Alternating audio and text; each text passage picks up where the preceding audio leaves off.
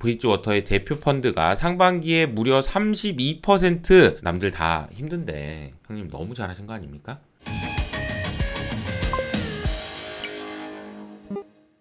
안녕하세요, 이호석입니다. 오늘 가장 인상적이었던 그림 중에 하나는 이거였어요. 2021년 1월 달부터 기업들이 해고를 하기 시작했는데 보니까 우리가 잘 알고 있는 기업들 중에 펠로톤도 있고요, 베터도 있고, 부킹스닷컴도 있고, 진로우도 있는데 테슬라도 있고, 보시는 것처럼 6월 달에 굉장히 많은 기업들이 정말 많이 해고를 했다 라는 것을 보여주는 그림입니다. 주식시장 중에서는 우리나라 코스피 얘기를 제가 많이 드리진 않지만 이야기를 안 할 수가 없는 것이 다시 2300포인트를 하회하면서 정말 제 주변에 있는 분들도 너무 많이 지쳐가는 상황인 것 같습니다.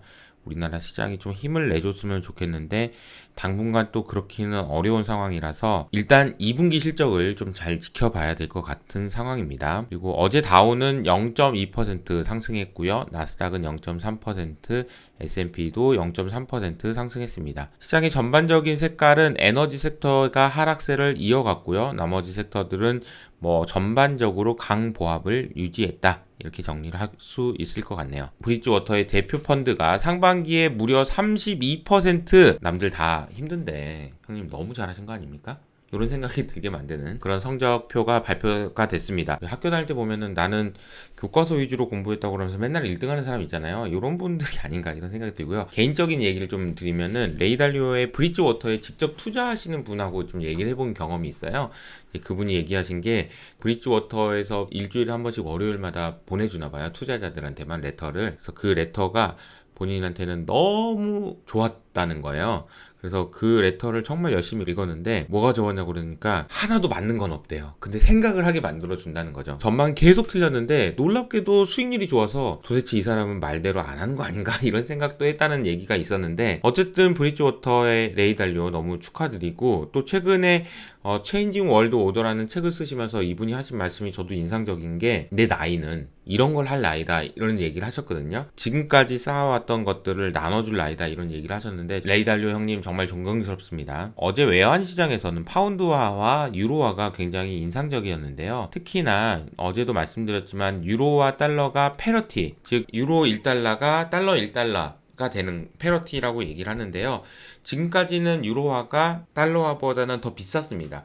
근데 최근에 워낙 약세가 심화되다 보니까 이거 둘이 똑같아지는 거 아니야? 라는 이야기들이 지금 나오고 있습니다. 유로화도 문제지만 어제 나왔던 뉴스들은 파운드화에 하락 압력을 주고 있다라고 전해드릴 수 있을 것 같은데요. 보리스 존슨 영국 총리가 이슈가 있습니다. 지난번에 정수 특파원이 나와서 한번 얘기해 준 적이 있는데요. 파운드화가 2년 내에 최저치를 기록하고 있습니다. 그래서 올해만 해도 벌써 12% 하락하면서 경기 침체 우려에다가 정치적 이슈가 반영됐다라는 이야기가 있는데요. 파운드화는 국내외 이슈로 2016년 이래로 최저 수준을 기록하고 있습니다. 유로화랑 같이 파운드화도 만만치 않게 안 좋다라고 보실 수가 있을 것 같은데요. 정치적인 이슈가 뭐가 있었나 보니까 원내 부총무라고 할 수 있는 이분이 약간 좀 이슈가 있었던 것 같아요. 내부를 보면은 성적인 비리를 저지른 걸로 알려져 있는데, 이분에 대해서 보리스 존슨 총리가 몰랐다라고 얘기했는데 거짓말이다 이렇게 얘기한 다음에 지금은 이제 보리스 존슨이 다시 내가 인정한다, 알았다 이렇게 얘기하면서 뭔가 이게 찜찜한 일들이 일어나면서 가장 최측근이라고 할 수 있는 사람들까지 존스 총리의 사퇴를 권유하고 있다라는 이야기가 지금 나오고 있습니다. 영국 내에서는 지금 경제도 어려운데 정치적인 이슈까지 불거지면서 파운드화가 약세로 빠졌고, 어제 말씀드렸던 것처럼 유로화는 지금 답이 없는 상황입니다. 최근에 나오고 있는 얘기는 FOMC도 중요하지만 7월 22회의 전후로 해가지고 유로화가 더 약세로 가는 거 아니냐라는 우려가 생기고 있는 상황인데요. 그 이유를 보면은 어제도 호주 중앙은행에서 금리를 올렸잖아요. 그런데 호주 달러가 약세로 갔단 말이죠. 유로화도 혹시 22에서 금리를 올리거나 아니면 어떤 양적 완화를 멈추는 긴축을 했음에도 불구하고 유로화가 또 약세가 되면 어쩌나 이런 고민들을 시장에서는 하고 있습니다. 그리고 어제는 주목을 받았던 이벤트가 연준 의사록이었는데 연준 의사록이 뭐 그렇게 크게 이슈가 됐던 건 아니었던 것 같습니다. 기존에 했던 얘기의 반복이었던 것 같고요.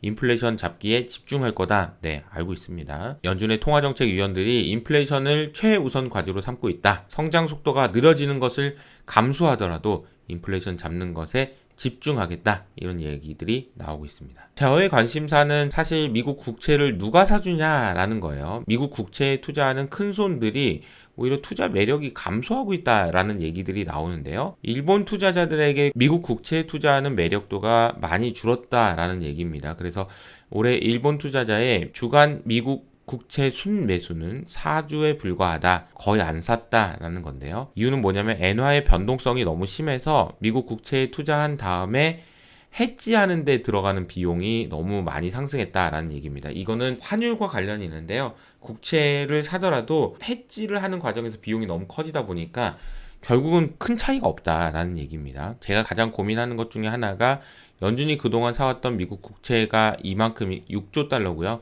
일본은 이 정도인데 일본이 사주겠지라는 막연한 생각이 쉽지 않다라는 이유가 미국 10년물 금리가 많이 올라가긴 했지만 N달러로 해지를 하게 되면은 큰 차이가 없다라는 이야기가 지금 나오고 있어서 일본 사람들이 미국 국채를 사는 것도 그렇게 큰 메리트가 없다라는 이야기가 나오고 있습니다. 그래서 실제로는 미국 국채를 거의 안 샀고 대부분 많이 팔았다라는 이야기도 나오고 있네요. 그러니까 양적 긴축이 잘 성공해야 될 텐데 말이죠. 마이클 버리 소식을 전해드리겠습니다. 마이클 버리가 최근에 또 목소리를 키우고 있습니다. 장기 인플레이션에 대한 경고를 했는데요. 마이클 버리는 빅쇼트의 주인공이죠. 그리고 인플레이션 지속될 거다.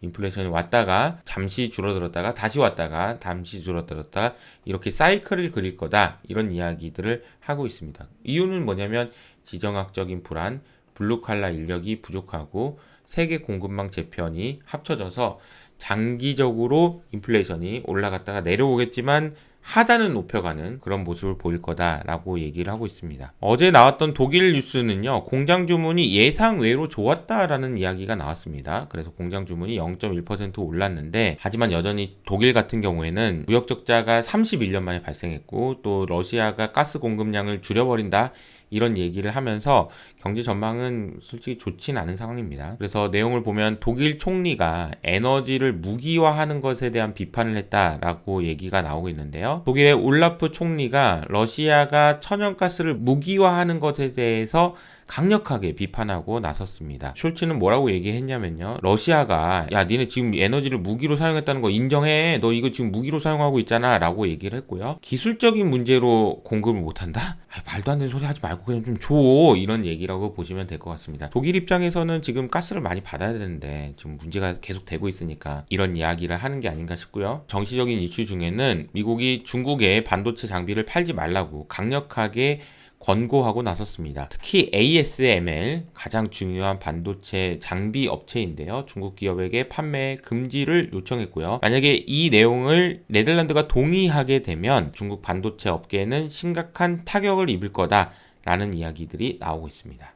ASML 주가는 그것과 관계없이 주가 계속 하락하고 있는 상황입니다. 노르웨이 정부에서 가스전 파업에 개입했다라는 소식이 전해집니다. 그러면서 노르웨이 정부가 가스전 노동자 파업에 개입하면서 강제로 임금을 중재하는 그런 제안을 했다라는 겁니다. 유럽은 복지도 좋고 살기도 좋고 뭐 그렇다라고 생각했는데 노르웨이 노동부 장관이 분쟁에 개입하는 것 외에 다른 선택지가 없다라고 얘기할 정도니 참 세상이 많이 변했다라는 생각이 듭니다. 부동산 이야기 하나 전해드리고 마무리하도록 할게요. 미국 임대 시장이 둔화 시그널이 명확하게 보여주고 있다라는 이야기가 나오고 있는데요. 변화의 조짐이 보이는 미국 임대 시장, 원룸 임대료가 지난 1년간 11% 상승한 다음에 6월 임대료는 0.5%만 상승했습니다. 그리고 투룸 임대료는 2.9% 하락했는데요. 굉장히 큰 폭으로 하락한 거고요.